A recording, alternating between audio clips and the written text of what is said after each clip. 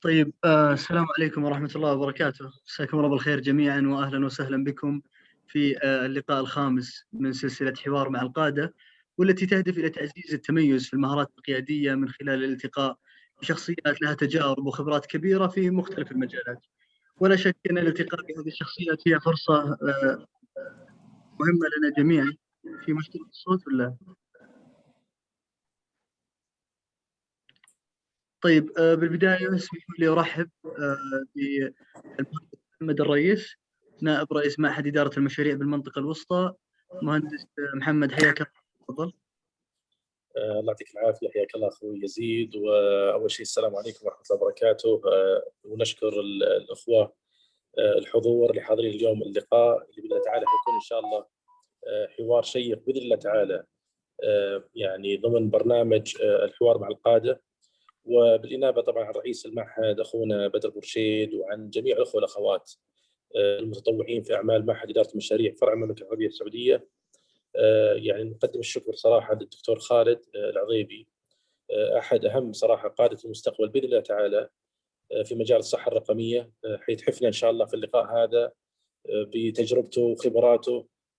طبعا احنا في الفترة الماضية كان عندنا يعني تنوع ما شاء الله تبارك الله من قيادات البلد في مجالات مختلفة، واليوم إن شاء الله حيكون يعني واحد من أهم القادة في مجال الصحة الرقمية.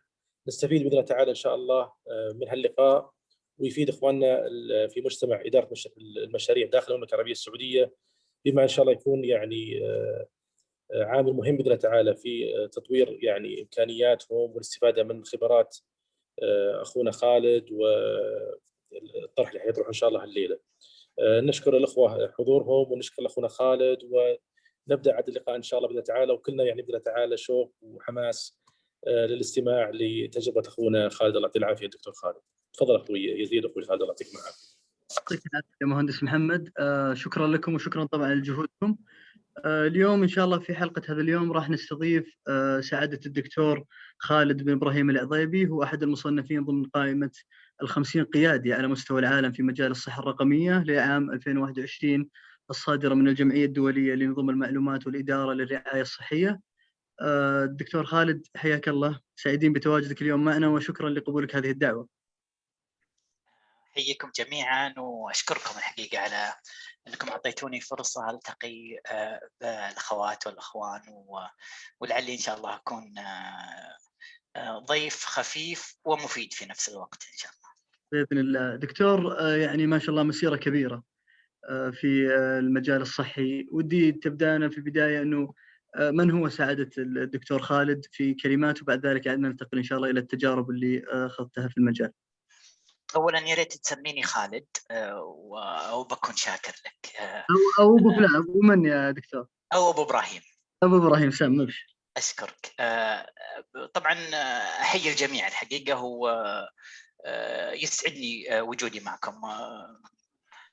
طبعا ما اقصد الاطاله، لكني ببدا فيكم من اول بيت،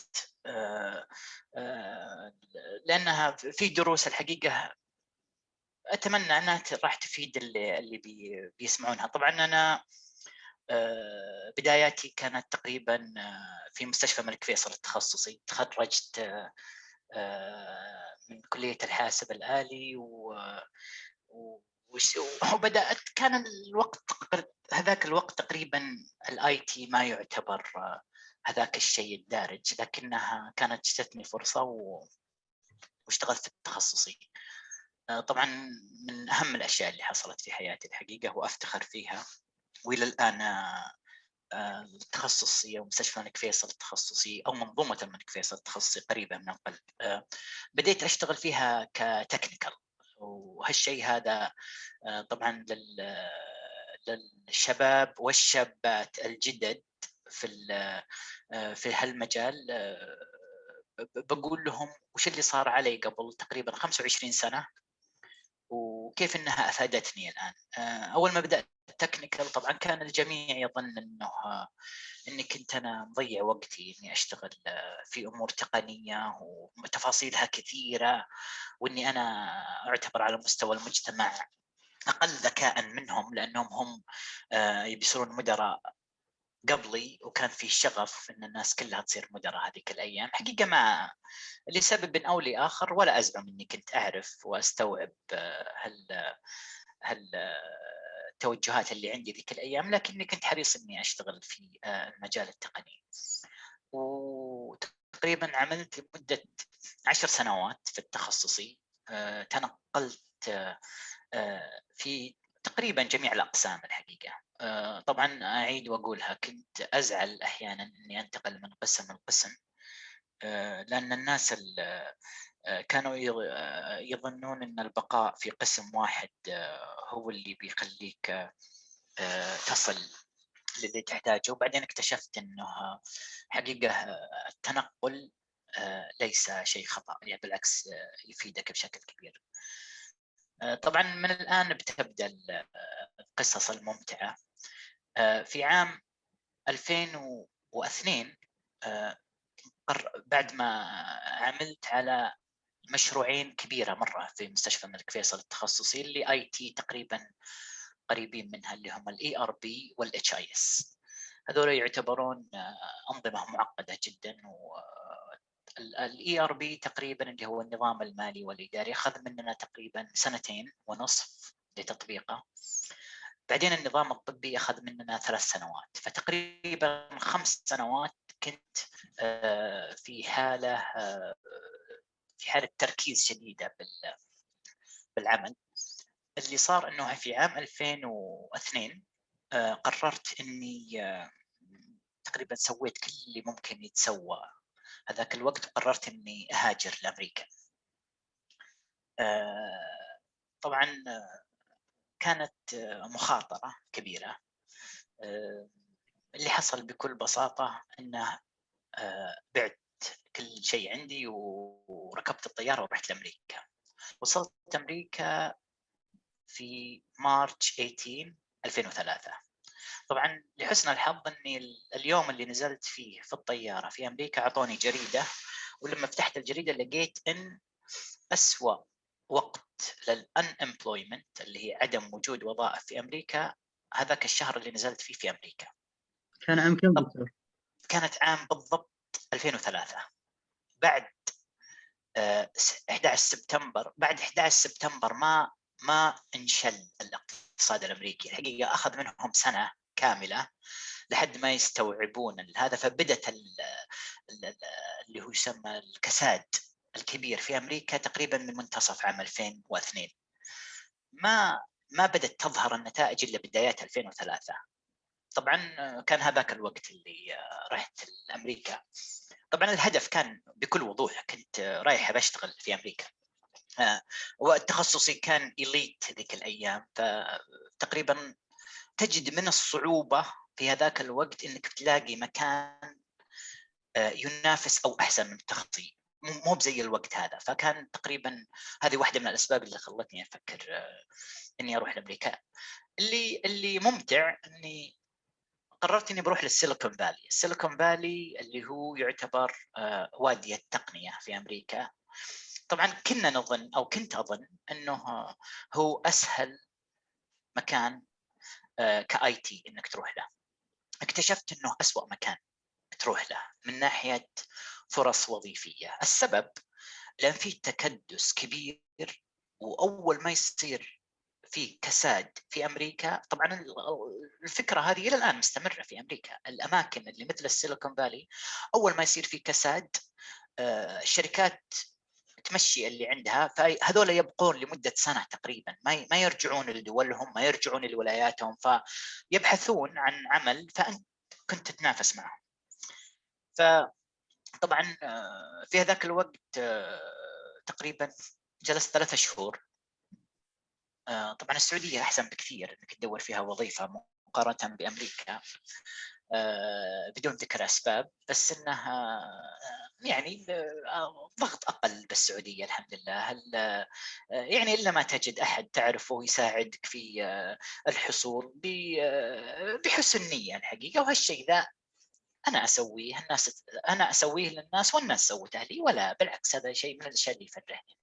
في امريكا ما هو موجود. هنا انا ودي اعرف اليوم خلال هذه الرحله كامله، بدايه من كليه الحاسب، بعدها يعني 10 سنوات في تخصصي، وبعدين الى امريكا، اذا كان هذا التسلسل صحيح. وش ابرز صحيح. العوامل اللي كان لها اثر كبير في انها تشكل الشخصيه اليوم، او على الاقل كانت هي البدايه لانطلاقه يعني قويه في مسيرتك المهنيه؟ والله يا اخي التسلسل الاحداث اللي تقريبا ربعها انا تحكمت فيه وثلاث ارباعها ما تحكمت فيه. يعني مثلا انك تقرر تروح لامريكا هذا تحكمت فيه، بس انك تقرر او انك تروح المكان المنافسه فيه عاليه وفرصتك فيها اقل، لانك جاي من بلد ما هو متعودين انه يجون ناس يشتغلون بالحاسب الآلي، هذه تقريبا ما تقدر تتحكم فيها. فخليط من الظروف اللي مرت. طبعا انا ودي لو تسمح لي اكمل لانها هي مهمه الحقيقه لاجابه الاسئله اللي بعدها.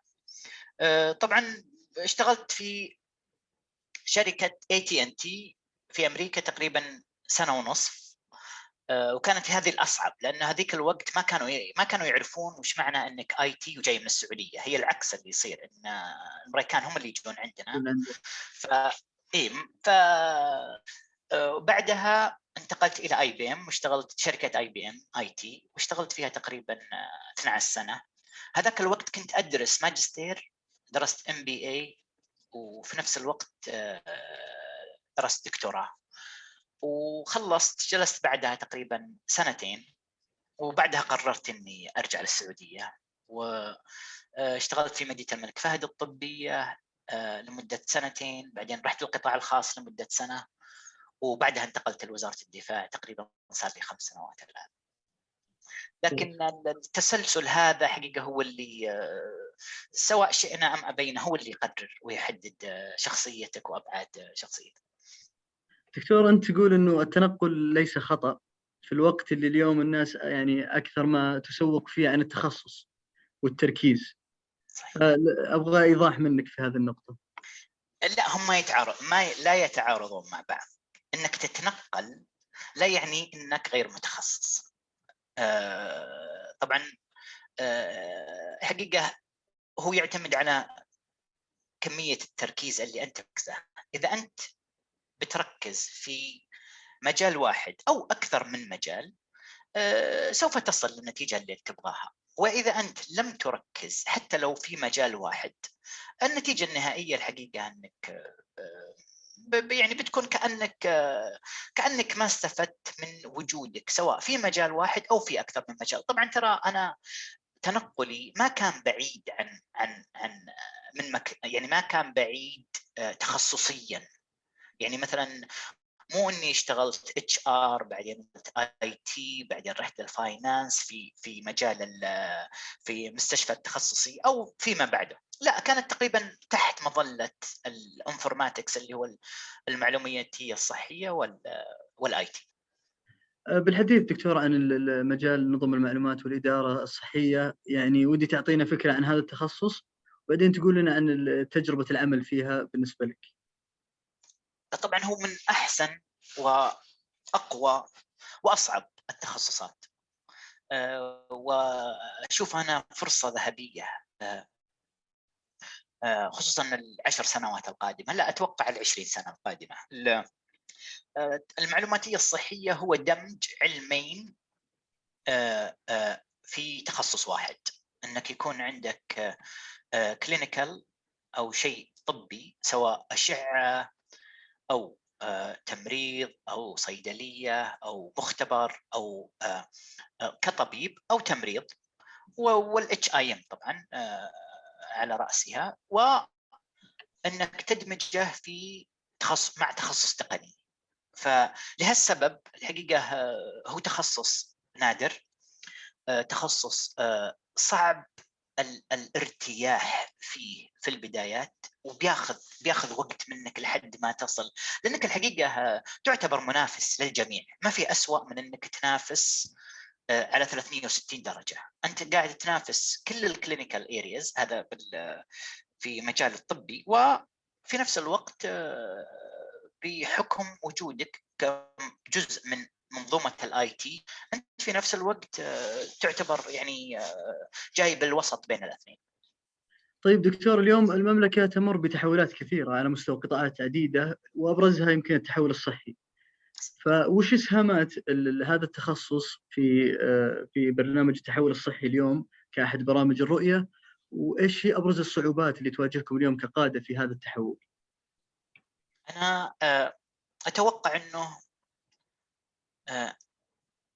لم نبدأ أو لم نصل إلا تقريبا إلى 10 إلى 12% من اللي المفروض أننا نسويه فيه. وطبعا أرقامي هذه مبنية على كم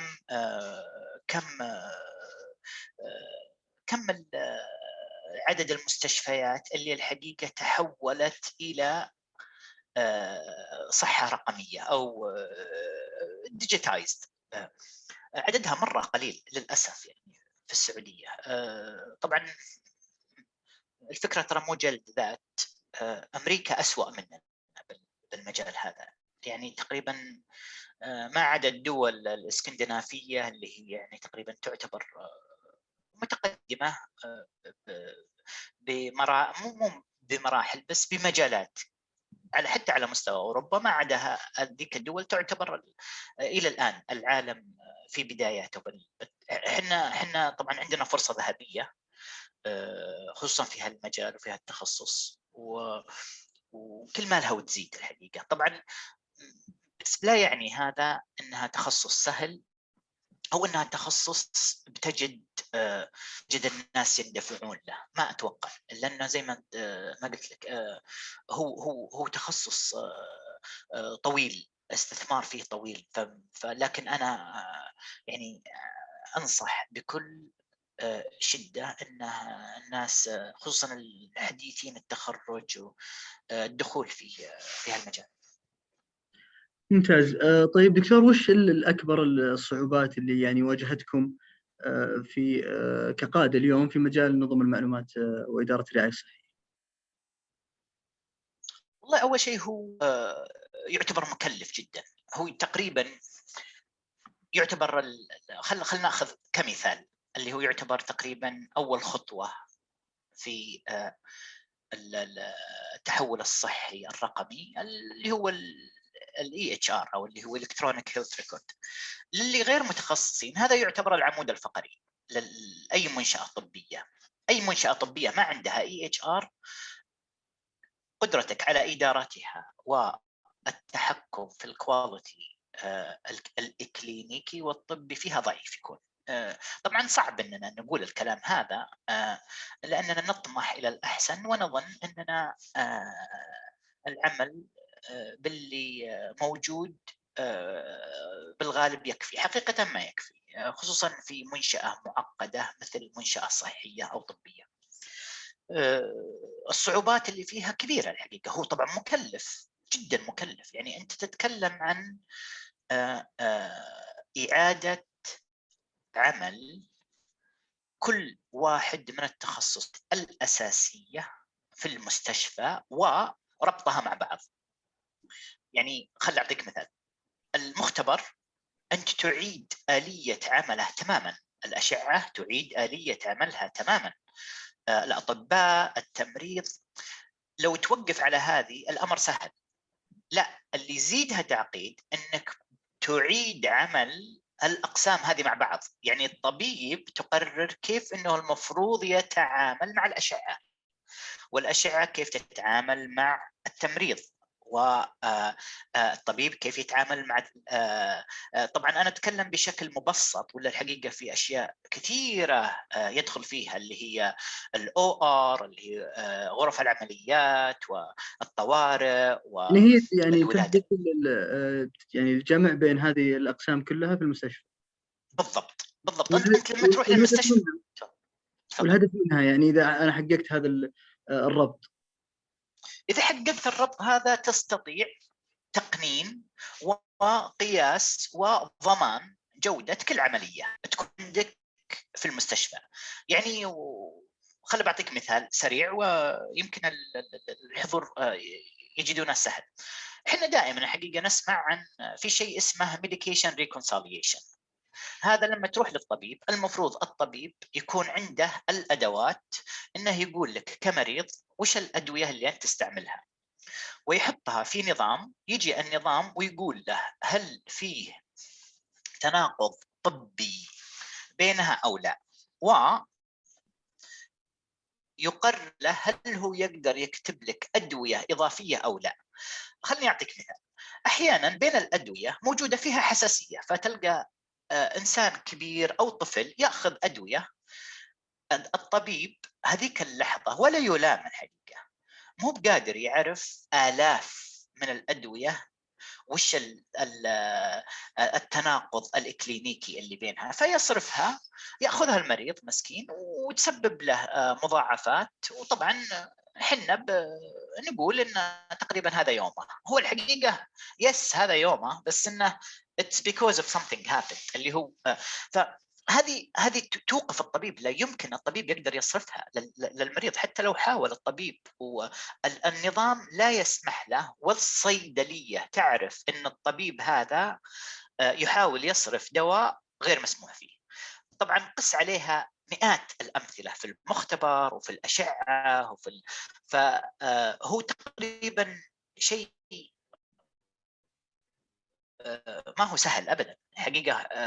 أكاد أقول لا فائدة كبيرة جدا.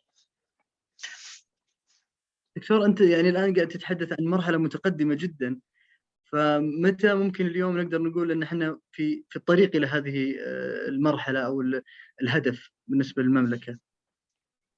والله وضعنا الحمد لله يعني ما هو أنا أعرف يعني بحكم معرفتي بسيطة في القطاع الصحي، أنا أدري أنه عندهم مشكلة كبيرة في الداتا، فالحصول عليها وتجميعها وكذا. فاليوم في عندنا هذه مشكلة، وأنت تتكلم عن هدف يعني بهذا التقدم. متى نقدر نسوي هذا الدمج يعني بين؟ لا هو وضعنا الحمد لله يعني ما هو بهذاك السوء الحقيقة، بس طبعا مثل انك تقول الواحد يعني مثال بسيط، تقول ان الناس كلهم معهم سيارات. صحيح كلهم معهم سيارات، بس سياراتهم تختلف الحقيقه، وامكانياتهم تختلف، وتطلعاتهم تختلف. مثلا ما تروح الواحد مثلا وزير ولا مدير شركه وتتوقع انه بيسوق سياره ب20,000. انت تقدر تقنعه، تقول له يا اخي وش فرقها عن البنتلي اللي انت تطمح انك تسوقها؟ كلهم ربع كفر، كلهم كلهم مكيف. صح كلامك، بس ما يستسيغ هو الشيء هذا. خلاص يعني هو تقريبا نفس الشيء على مستوى الأنظمة الطبية اللي هي تغذي وتعطيك الديتا. احنا مشكلتنا الآن هي في الديتا، احنا مشكلتنا إدخال الديتا الصحيحة. هذه انت الانجن او التول اللي المفروض انها تدخل لك الديتا الصحيحه هي الالكترونيك هيلث ريكورد اللي تكلمنا عنه قبل شوي. طبعا نقول ليش وضعنا مهيئ؟ في مستشفيات كثير الحقيقه عندها الانظمه هذه، بس مستواها بدائي الحقيقه. فمتى تصل الى الاتزان من جهه الانظمه الطبيه لدرجة أنك تقريبا تقدر تحكم وتقنن معظم إن لم يكن كل العمليات اللي تكون عندك بالمستشفى أو بالعيادات. هذه طبعا بتاخذ وقت. ترى احنا بوضعنا كويس الحمد لله، يعني في تقريبا أكبر 10 مستشفيات كلها فيها أنظمة طبية، لكن احنا مشكلتنا الحقيقة 200 مستشفى اللي هي متوسطة، هذه تقريبا ضعيف فيها الأنظمة الطبية. و 700 مستشفى الصغيرة اللي تحتها برضو ما فيها أنظمة طبية. فأنت يعني هذا اللي حاولت أقوله أنا. فتقريبا على مستوى مستشفيات مرجعية بالغالب وضعها الحمد لله يعني أحسن بكثير، لكن السكندري وبالبرايمري اننا نعمل على انها تكون مربوطه وانتجريتد الانظمه حقتها. ممتاز. دكتور، احنا اليوم نستضيفك كمختص في نظم المعلومات والإدارة الصحية، لكن قبل ذلك نستضيفك كقائد. وأعتقد أنه نبغى نعرف هذه التجربة. يعني حدثني عن أول تجربة قيادية بالنسبة لك، يعني متى توليتها وكيف كانت هذه التجربة؟ والله لحسن الحظ أنها أول تجربة قيادية كانت في IBM في أمريكا. طبعا نظرة IBM تختلف تماما عن نظرتنا. احنا كل ما طولت بالوظيفة كل ما صارت فرصك انك تصير مدير اكثر. في IBM تكاد تكون العكس. لازم تمر باختبارات وتدريب ويسمونها observation group، يعني تراقب لمدة 2 سنين علشان يجون ويقولون لك هل أنت عندك الطاقة أو القدرة الإدارية أو لا. بس بقول شيء، يحسب في الشركات في أمريكا تقريبا غالبا أكثر ناس يندفع لهم في أمريكا مو بالمدراء. اللي يندفع لهم، أو بمعنى صح، أنا لما كنت وأنا مدير في أمريكا كان تقريبا اللي يتبعون لي ويشتغلون معي 120 واحد، 80 منهم كان راتبهم أكثر مني. فهذه هذه موجودة بشكل كبير بأمريكا. يعني ما مدير لا تعني ما هو شيء الناس تطمح له بأمريكا. يعني غالبا تركيزهم وأتمنى أن نصل سواء إن شاء الله ونصل يركزون على القدرات التقنية. يعني بالنسبة لهم يرون أنك إذا كنت إنسان تقني متمكن، طبعا تقني وما يتبعها، يعني من إدارة مشاريع، أنك تكون متخصص في إدارة المشاريع، أو كلينيكال ومتخصص ككلينيكال، تعتبر الفاليو حقتك أهم للمنشأة من أنك تصير كمدير. فطبعا أنا كنت أشوف الأشياء هذه في أمريكا، فما كنت حقيقة يعني عندي شغف أني أكون في الإدارة، لكن كان لهم نظرة وتم اختياري وتم تدريبي لمدة تقريبا 1.5 سنة على الإدارة. متعبة الإدارة في أمريكا الحقيقة، لأنه في أنظمة تحكمك بشكل مخيف. يعني يعني تفضل. وش الفرق بين انه تكون تجربة في امريكا تختلف؟ هنا التجربة بكل بساطة يزيد ما يعني ما هي بسر. يعني كل اللي الحضور عيالنا وبناتنا. احنا كل ما طولت كل ما قالوا هذا الكبير حطه مدير، بغض النظر عن امكانياتك، بغض النظر عن قدراتك. يعني وللاسف يعني الشيء هذا مو يعني احنا الطبع فينا انك المدير هو الاحسن. حقيقة في امريكا لا يعني انك الاحسن. تعني ان عندك قدرات محدده في شخصيتك محدده، انت قادر على انك تدير، لكن لا يعني هذا انك اهم شخص في المنشاه. يعني انا مثلا الان يعني ما في اطباء يعملون، انا اقر الان ان الاطباء اهم مني في منشاه صحيه. ليش؟ لانهم هم اللي يخدمون المرضى، يعالجون المرضى. انا قادر على مساعدتهم انهم يديرون عملهم تقريبا، بس لا يعني هذا اني اهم منهم في المنشاه. قس عليها في شركه مثل IBM، شركه تقنيه بحته. الساينتست والخبراء كان في دكاتره اللي هم، وانا قبل ما اصير دكتور كان عندي موظفين دكاتره. وش السبب؟ وهذا تقريبا الدخل يجيبونها IBM بسبب براءه الاختراع اللي هم يكتبونها بشكل تقريبا كل شهرين يطلعون براءة اختراع. البراءة الاختراع هذه تبي أصلا أن يعني هذولا مهمين للمنشأة، وكان هدفي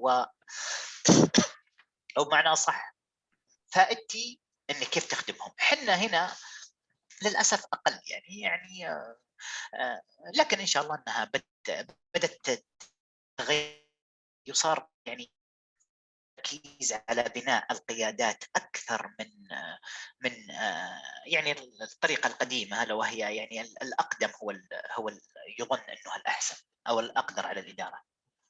طيب دكتور، أنت تقول أنك يعني أدرت فرق متعددة وتحتك كان في مثلا أطباء، فهنا ممكن باخذ زاويه قياديه، انك يعني ناس مثلا، بس تقول مو لازم انك تكون افضل اذا كنت قائد، فمعناته انه في ناس قد يكونون افضل منك يعملون تحتك، لكن بنفس الوقت كيف تستطيع اداره الناس الافضل منك؟ يعني احسها المعادله تكون صعبه بالنسبه للقائد في انه يتفوق بالحقيقة بالعكس أنا أشوفها من أحسن الأشياء، لأنها حنير أنت الآمر الناهي واللي وأنت الأذكى والأقدر والأفهم. الحقيقة تقريبا 80% من العمل اللي أقوم فيه أنا أستمده من الموظفين اللي أنا أشتغل معهم، والحقيقة يعني أنا منفتح تماما عليهم ومعهم، إن عملنا جماعي بشكل كبير الحقيقة. فما يعني ما عمرنا وصلنا لمرحلة المقارنة مين اللي أقدر بنسبة 1% من الثاني، لا، احنا متفقين إننا نقود المنشأة والمشروع أو البرنامج بشكل جماعي. والحقيقة ما وجدت أي صعوبة، وتقريبا صار لي 5 سنة ما وجدت صعوبة الحقيقة. إني ما أول ما تكون في موقع فيه صدام بالشكل هذا أعرف إنك قاعد تسوي شيء خطأ كمدير. لكن إشراك الجميع وإحساسهم أنك أشركتهم بشكل فعلي وصادق وأمين، بالعكس يعني تتفاجأ بكمية المساعدة اللي يساعدونك. الناس يحبون يساعدون بعض، بس مشكلتنا كيف نقدم هالخدمة أو نطلبها بالشكل الصحيح. يعني هل اقدر اقول انه وصفه الدكتور خالد في انه يحافظ على شغف فريقه، في انه يشركهم قدر الامكان في العمل اللي هو يقوم فيه؟ جدا، لدرجة انهم احيانا هم اللي يتفضلون يشركوني بالعمل اللي انا اقوم فيه. والحق ايه يعني ما يعني صراحة يعني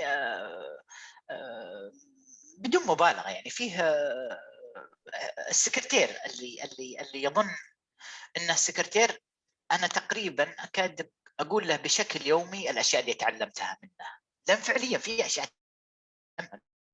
فما بالك الانجينيرز، فما بالك المدراء، فما بالك هذول بشكل كبير يعرفون الشيء هذا، اننا يعني في منظومه. وزي ما قلت لك ما عمري نظرتها ولا انظر لها انها هذا شيء شخصي، واذا شاركني فيه احد هذا يقلل مني. لا بالعكس، الحقيقه انا ارى ان العيش في سلام مع التيم اللي انت تشتغل معه تقريبا هو السر لانتاجيه اكثر.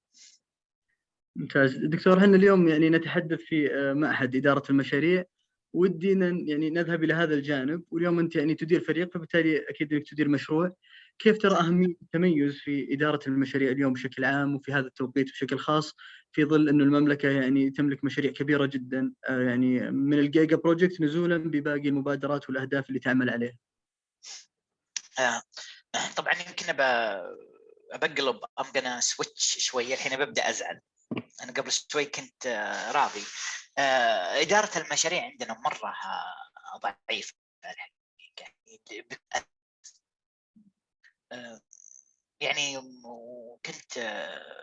كنت شفتها في بالشكل الصحيح، واشوفها الان بالشكل الغير صحيح. احنا بكل اسف الجميع ظن ان اداره المشاريع شيء سهل. طبعا علشان ما نظلم احد بقول بالنهايه، ويا ريت تذكرني زيد قل لي وش السر هذا عشان اقوله ما انسى. احنا عندنا جزء الدخول باسم مدير مشروع، والانتهاء الى منسق، وما نبي نعترف بالشيء هذا. يعني يبدأ الواحد من عندنا وهو فاهم ومقدر ومتحمس انه يدير مشروع. طبعا إدارة المشاريع علم الحقيقة ما هي بسهلة ابدا. يعني إدارة المشاريع انت تتكلم عن اهم 3 اشياء: وقت، وريسورس ما أو للأسف تجد أن الناس تنكمش بسرعة كبيرة وتصير معظم اللي تسويه تنسيق ويصل إلى مكالمة تليفون أو رسالة جوال ويديرونها بالشكل هذا. طبعا العتب الحقيقة من كل الجهات، العتب من مدراء المشاريع والعتب في نفس الوقت على المدراء اللي يسمحون أن الموظفين الجدد ينجرفون منسق أكثر منها مدير مشروع. حقيقة أنا فخور بوجود فريق عام بشكل احترافي الحقيقة، بس طبعا تعبانين هم، لكنهم يشكروني كل يوم على الشكل أو الضغط اللي أنا أضغطه علشان طبعا ما أقول إن كل مشروع أنا أشتغل فيه يدار باحترافية، لا والله، بس إنها المشاريع بحثية بسبب خطورتها هذه يبان جودة وكمية التعب والضغط على مدير المشروع مقارنة بالمشروع اللي ما يكون التركيز عليه بالشكل هذا. عندنا مثلا النظام الطبي اللي احنا قاعدين نطبقه الآن مشروع معقد جدا، يعني عدد فريق العمل تقريبا 480 موظف ومعظمهم أطباء وصيادلة ويعني كلهم تقريبا تخصصات دقيقة، ومع ذلك أقر أن كمية النجاح اللي مدراء المشروع عندنا قاموا فيه جبار الحقيقة ما شاء الله. فطبعا نرجع للنقطة اللي قلت لك ذكرني فيها يا يزيد. حنا وش المشكلة؟ المشكلة أن حنا يعني طبيعة عملنا ما تسمح لك الحقيقة أنك تدير المشروع بطريقة احترافية. وش المقصود؟ في أمريكا مثلا ولا في أي مكان خصوصا بالقطاع الخاص، أنت تتفق أنت والمنشأة أن عندك عدد من الريسورسز اللي هم الموظفين ووقت وميزانية أنت المسؤول عنها تماما وتحاسب بالنهاية. للأسف الشيء هذا مو موجود عندنا. يعني مثلا أنت ما عندك القدرة في السعودية أنك كمدير مشروع خصوصا في قطاع حكومي ما عندك القدرة أنك توظف أحد، هذه لها بروسس مختلفة تماما. ميزانية حقيقة محدودة تماما لأن كلها عن طريق منافسات، فما عندك فعليا ميزانية محددة. يعني تقريبا ما أقول اللوم مدراء المشاريع، لكن لو تبي تسألني وش أكثر شيء لاحظته بعملي بالسعودية بعد ما رجعت، سرعة انتقال الناس من مسمى مدير مشروع إلى منسق، والحقيقة ما تفيدهم أبدا هذه. يعني المفروض أنهم يركزون فيها بشكل كبير لأنها لمصلحتهم الحقيقة ولمصلحة المشروع اللي هم يديرونه. دكتور ما حطيت اللوم على مدراء المشاريع، حطيت اللوم على الجهات، بس ودي الحين نرجع نلوم مدراء المشاريع. ابغى اعرف وش يقدر يسوي مدير المشروع عشان ما يكون منسق، يكون فعلا مدير مشروع بممارسات يعني تضمن له هذا يعني المسمى ويقدر ينفذ بطريقة احترافية. أنا لو كنت مدير مشروع وأنا مدير مشروع الآن، أولا لا يعني أنك ما تقدر تتحكم أو تزيد أو تنقص من الميزانية إن ما عندك بعد مالي للمشروع. خلينا نفرق بين الاثنين، إن عندك بعد مالي تكون مركز عليه ومسيطر عليه. كون إنك تقدر تزيد أو تنقص هذه جزئية مختلفة، لكن حنا هذا سهل من ناحية الريسورسز ننساها تماما. طيب إذا نسيت هالجزئيتين هذه وش يتبقى؟ يتبقى ترتيب مهام وتنسيق. للأسف ترتيب وتنسيق المهام تخرجك الحقيقة من البروفيشنال بروجكت مانجمنت ولا PM إلى best effort basis بسميها، اللي هي تقريبا شدوا حيلكم يا شباب، اللي هي خطة شدوا حيلكم. هذه ما doesn't close a project. شدوا حيلكم هذه if you are dealing with something بياخذ يوم يومين، لكن إذا أنت تتكلم عن مشاريع تمتد، مشروعنا اللي نشتغل عليها الآن صار له تقريبا 2.5 سنين لو كانت تدار بعقلية منسق كان فشل من اول 4 شهور بس الى الان. متعبه الحقيقه. اولا التزمنا بشكل كبير بشيء اسمه بروجكت بلان، والتزمنا بشكل كبير بريسورسز واساينمنت اوف ريسورسز وديدلاين وديبندنسي داتها و فولو اب على الاكشن بلان والريسك فيها. الحقيقه تدار طبعا ما ودي الحقيقه اني اغفل جانب البارتنر اللي نشتغل معه، الا وهي شركه عالميه. بس الشركه العالميه هذه علشان يعني ما اخذ حق فريق العمل اللي انا اتشرف اني اشتغل معه، الشركه هذه حتى وهي امريكيه اذا شافوك تحب السهالات وقله التركيز ما عندهم مانعهم يروحون لانها احسن لهم من انهم تقعد تدخل انت وياهم في بروجكت بلان، لانك البروجكت بلان تعني انك تقدر تسيطر على المشروع. هم اسهل لهم انك ما تسيطر على المشروع علشان تصير انت مجهودك. فحنا بالنسبه لنا تعبنا الحقيقه بالبدايه بس فائدتها عظيمه الحقيقه. طبعا ما ازعم اني انا اللي اخترعت الفكره هذه، بس انا لحسن الحظ اني اضطريت اكون في هالمواقع هذه في بداياتي، فشفت الفرق بين انك تشتغل according to project plan ولا according to مجهود. وشدوا حيلكم، شدوا حيلكم جميله سهله تنفع احيانا، بس انها ما تضمن لك استدامه. اللي احنا مسوينها الان حقيقه. طبعا الحين لو تقول للمدراء المشاريع اللي عندنا ارجعوا للطريقه الاولى بيرفضون الحقيقه.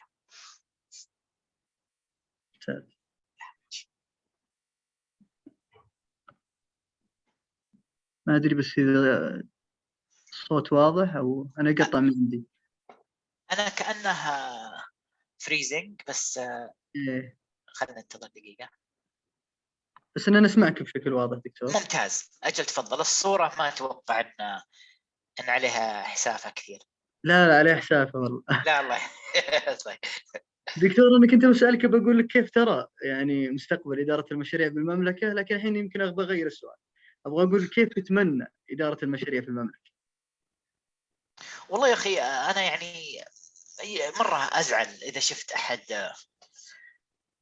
احد اخذ BMB وتقريبا وجاب اعلى الدرجات فيها، وبعدين بشكل مخيف ينسى كل شيء في هالBMB ويظن انها شهاده اكاديميه بحته،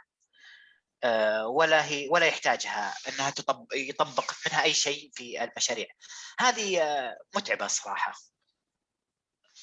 فما ادري اذا انت تسمعوني يزيد. اسمعك سم.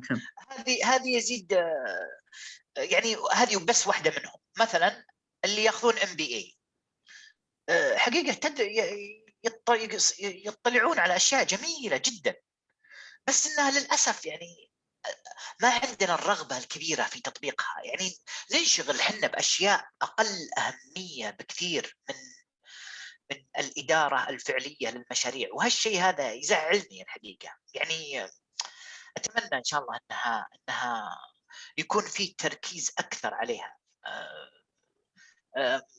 اداره المشاريع علم معقد ما هو سهل ابدا.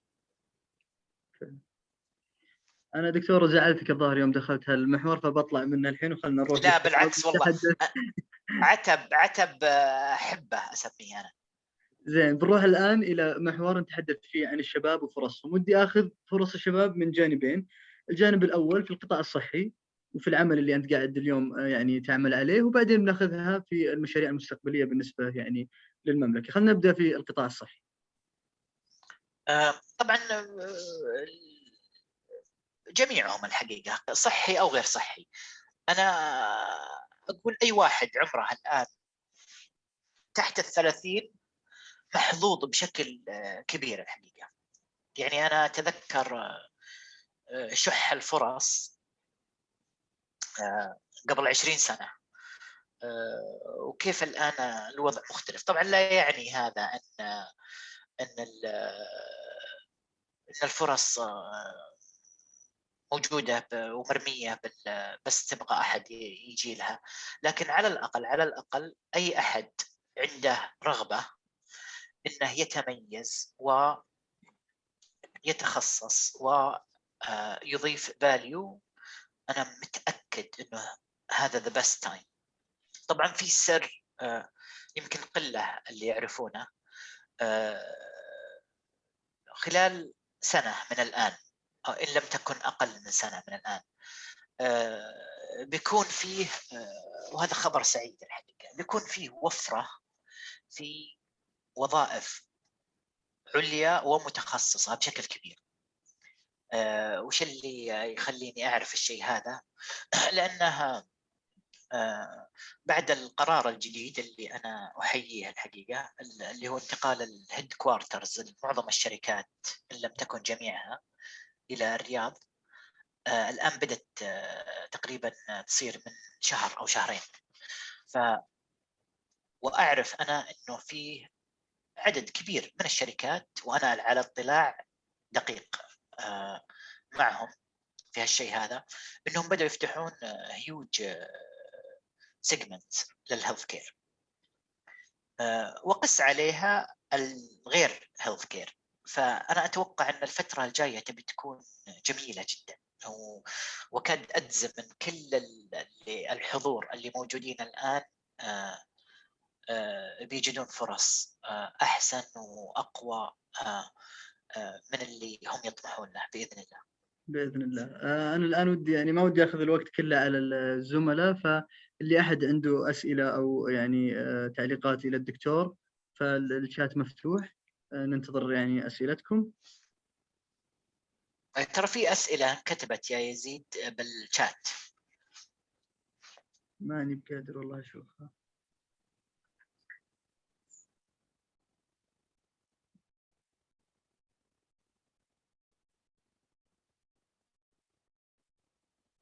هنا في واحد يقول إنه دكتور المشكلة ما هي في البي ام بي، هي إن القطاعات ما تمشي على معايير عالمية، فالنظام سوي اللي أقول لك عليه وأنا العميل واسمع كلامي.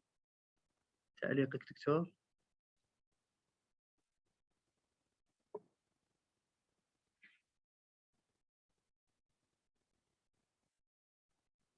أعتقد أن الدكتور خالد موجود معنا.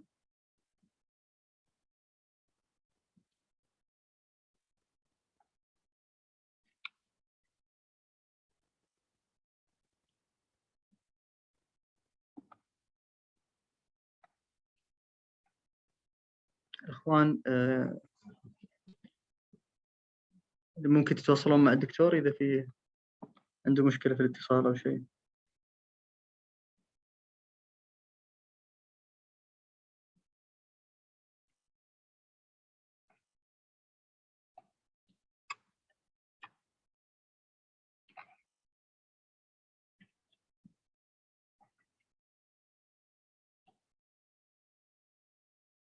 نحاول نوصل للدكتور الآن، نحتاج دقائق.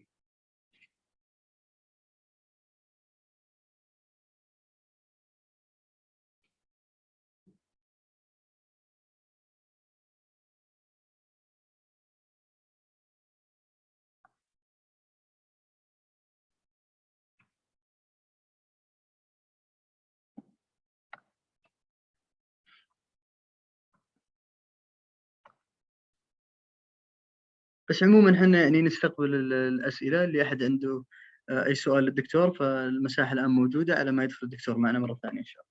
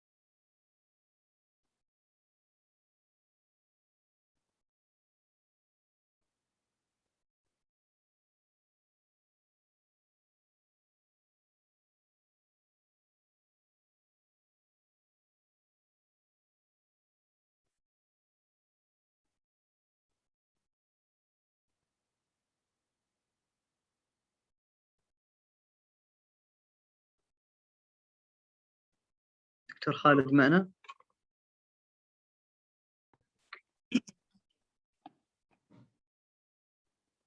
مرحبا. اهلا وسهلا، حياك الله دكتور مره ثانيه. اعتذر والله، تفضل. حياك. طيب تبي ناخذ الان التعليقات؟ يا ليت والله. في الاخت هنا حنين تقول دكتور انا خريجة اداره اعمال لكن ميولي وشغفي في تصميم الديكور. سجلت في دوره وحبيت وقاعد اشتغل على نفسي، ايش تنصحني؟ والفرص التوظيف قليله صراحه. والله يعني نصيحتي وبشده لها لا تدور وظيفه. يعني ما شاء الله، وهذه انا على اطلاع شخصي فيها. في فرص ذهبيه الان بال فاشنينج ان جنرال، يعني بغض النظر عن تخصصات ادق. ما شاء الله يعني انا لو مكانها I would volunteer مع اي واحده من الانترنال ديزاينرز اللي موجودين، اللي ما شاء الله they're doing very good، وفولنتير وتسوي زي ما انا سويت. انا رحت لامريكا اول 3 شهور اشتغلت مجاني، يعني لدرجه ان ما بقى الا اني اجيب لهم كافي اول 3 شهور. وانا كنت على قولتهم مدير قد الدنيا بالسعوديه، بس يوم رحت هناك قالوا ما نقدر نوظفك، ما نعرف انك تعرف تشتغل او لا. فقلت لهم جربوني مجاني، وجربوني مجاني. بعد 3 شهور اعطوني. فانا بالعكس يعني انا اشوف ان عندها فرصه ذهبيه لو مكانها. اي ويل فولنتير، اروح لاي واحده من الانترنال ديزاينرز اللي موجودين، وما شاء الله في كثيرين وبنات، وتبدا معها فولنتير بيزز، وبعدين امشور انها ان شاء الله تجد اللي تبغاه. اتمنى لها التوفيق.